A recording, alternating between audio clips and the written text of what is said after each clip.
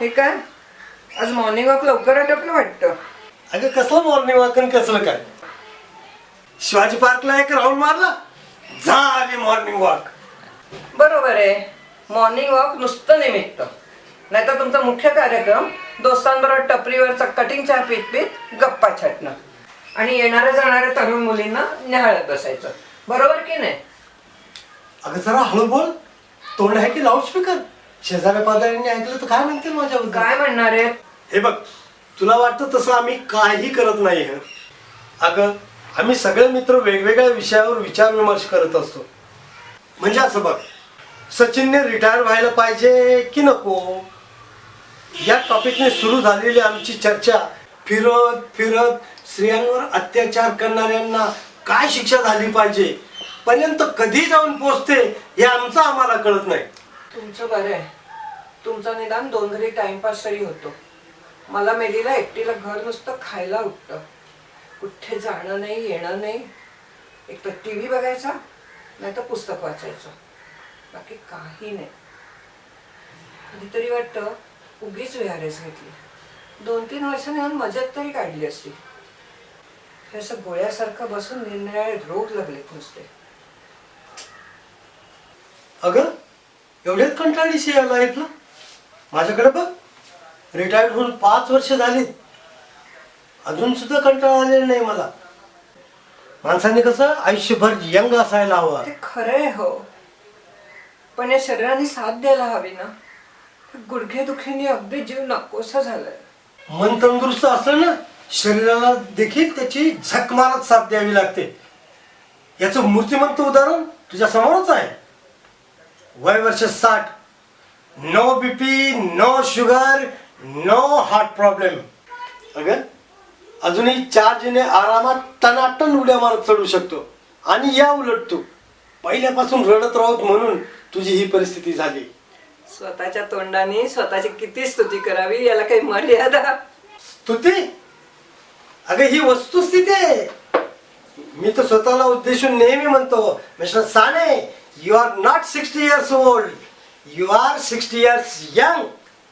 एकदम बरोबर.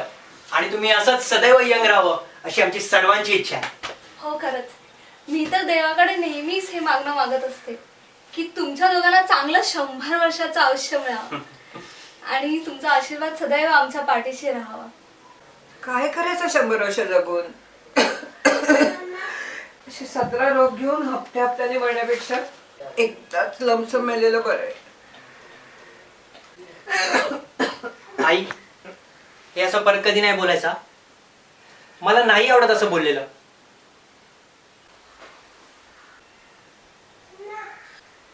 सकाळचं औषध घेतलंस? नाही ना? वाटलंच मला. औषधे वेळेवर घ्यायची नाही आणि मग गुडघे दुखले की कधी डॉक्टरांना तर कधी आपल्या नशिबाला दोष द्यायचा. रेवती, पाणी घेऊन ये.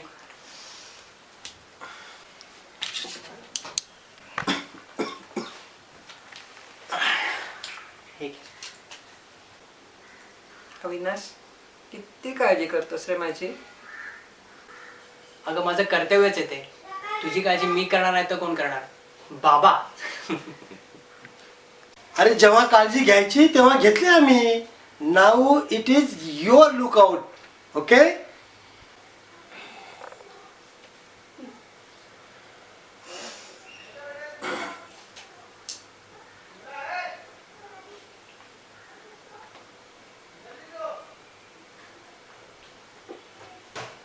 सासूबाई, मागच्या जन्मी तुम्ही नक्कीच खरं काहीतरी पुण्य केलेलं असतं, म्हणूनच असा पुत्र तुमच्या पोटी जन्माला आला. अगदी खरं बोललीस तू. असं आईवडिलांची सेवा करणारा मुलगा मिळायला खरोखर भाग्य लागतं. बाबा, हे जरा अति होत आहे असं नाही वाटत तुम्हाला? मालती, याचं नाव अविनाशच्या ऐवजी आपण पुंडलिक ठेवायला पाहिजे होतं. भक्त पुंडलिक.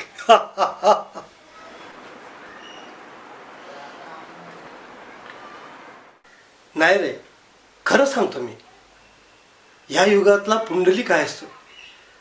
माझे मित्र तुझी नेहमी तारीफ करत असतात. म्हणतात मुलगा असावा तर सानेंच्या अविनाश सारखा. असं ऐकलं ना ऊर भरून येतो माझा. आणि हे मी अगदी मनापासून सांगतोय, मस्करी नाही.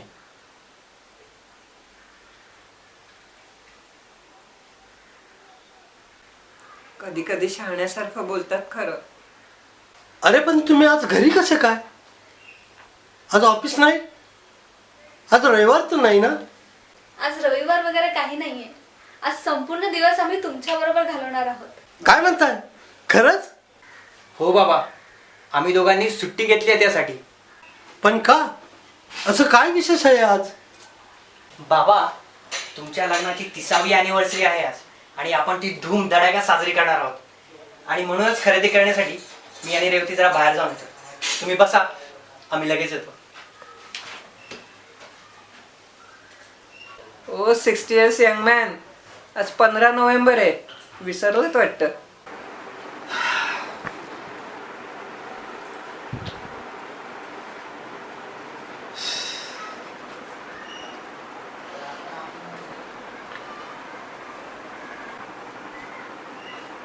तीस वर्ष फार मोठा काळ आहे ना. वर्ष कशी पाखरासारखी भुरकन उडून जातात, कळते नाही. मला तर आजही आपल्या लग्नाचा दिवस आठवतो. घरच्यांचा विरोध असतानाही आपण कोर्ट मॅरेज केलं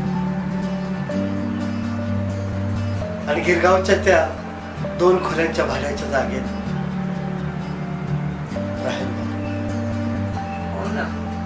आणि फक्त 4 पितळेची भांडी, 2 ताटवाट्या आणि 1 केरोसिनचा स्टोव, एवढ्यावर संसार थाटला आपण. माझी नोकरी देखील धड नव्हती. माझ्या तुटपुंच्या पगारात कोंड्याचा मांडा करून तू ह्या दरिद्री संसाराचा गाडा रेटायची, तेही विना तक्रार.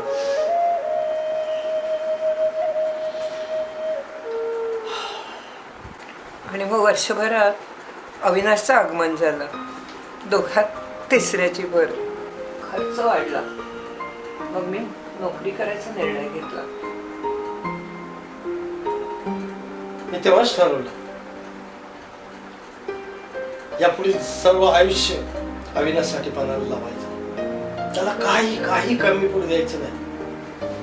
आणि म्हणून त्याच्या पाठीवर दुसरं भावंड उभं केलं. एकदा अविनाश मलेरियाने आजारी होता. तू घरी नव्हतास. डॉक्टरांनी त्याला हॉस्पिटलमध्ये ऍडमिट करायला सांगितलं. मी काय करणार? मी त्याला सरकारी हॉस्पिटलमध्ये ऍडमिट केलं. तुला हे कळलं तेव्हा तू आकाशपाता ऐक केलंस. तिथून अविनाशला हलवलंस आणि जसलोकमध्ये ऍडमिट केलंस.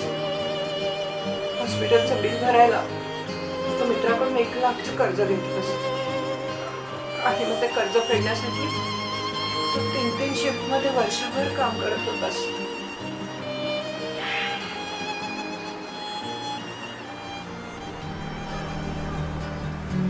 नंतर कित्येक दिवस आपण चणे चुणे वगैरे खाऊन दिवस काढत होतो. जाऊ दे रे. अविनाशने आपल्या कष्टाचं अगदी चीज केलं. चांगला शिकून इंजिनियर झाला. आणि मुख्य म्हणजे तो आपल्या आईवडिलांना विसरला नाही. अजूनही आपल्या आज्ञेत आहे. अगदी लग्न झाल्यावर सुद्धा. अगदी खरं बोललास. अरे एवढा वेळ कुठे होता? आणि एवढी खरेदी? बाबा, we are going to celebrate your wedding anniversary in a big way. म्हणजे नक्की काय करायचं ठरवलंय तुम्ही दोघांनी? आई, बाबा, आज आम्ही तुम्हा दोघांचं पुन्हा एकदा लग्न लावणार आहोत. अगदी 30 वर्षापूर्वी झालं होतं तसं. पुन्हा लग्न? छे, काहीतरीच काय. अगं घाबरू नकोस. पुन्हा तुझं लग्न माझ्या बरोबरच होणार आहे, दुसऱ्या कुणाबरोबर नाही. चला, तुम्हा दोघांना आता वर वधू सारखा नटवायचं आहे. Come on, fast Revati. तू आईकडे बघ, मी बाबांना तयार करतो.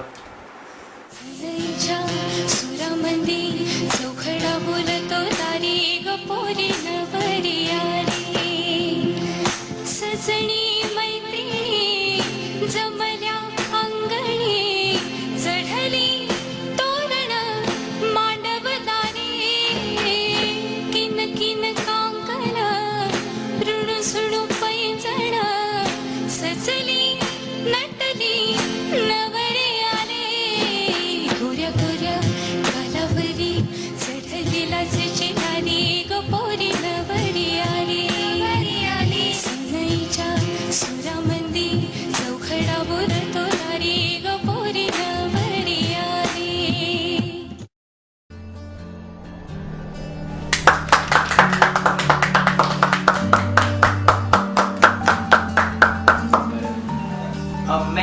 happy returns of the day to Mr. and Mrs. Sane. बाबा Thank you. Happy birthday anniversary सासूबाई. थँक्यू खुश ना? थँक्यू. आई, बाबा, आजच्या या प्रसंगाची आठवण म्हणून आम्ही तुम्हाला एक सरप्राईज गिफ्ट देणार आहोत. आणि आमच्यातर्फे सुद्धा एक गिफ्ट आहे बरं का. गिफ्ट? वाव.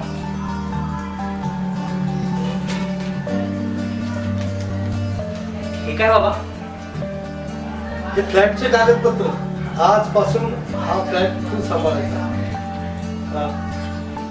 याची काय गरज होती? अरे याची तुलाच तर खरी गरज आहे. आमचे असे किती दिवस राहिले. बर, तुम्ही म्हणता तर माझी काय सांगेल. आणि आता आमची गिफ्ट. देतो ना. आई, तू पण ये.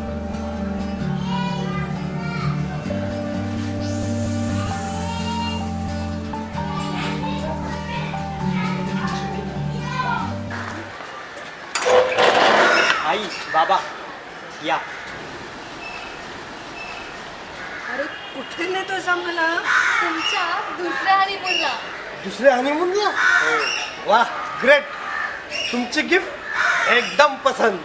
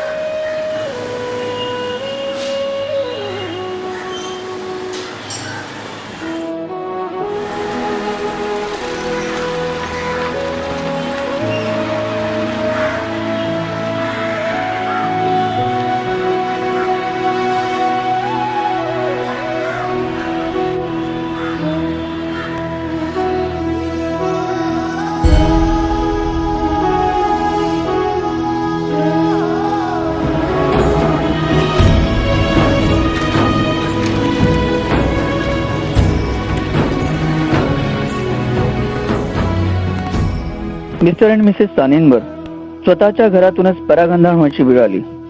असे असंख्य साने या समाजात आहेत जे स्वतःच्या घरातच नकोसे झाले आहेत. ज्या घरासाठी त्यांनी आयुष्यभर खस्ता खाल्ल्या त्या घरात आपल्या माणसांबरोबर राहण्याचा किमान हक्क त्यांना असूनही का?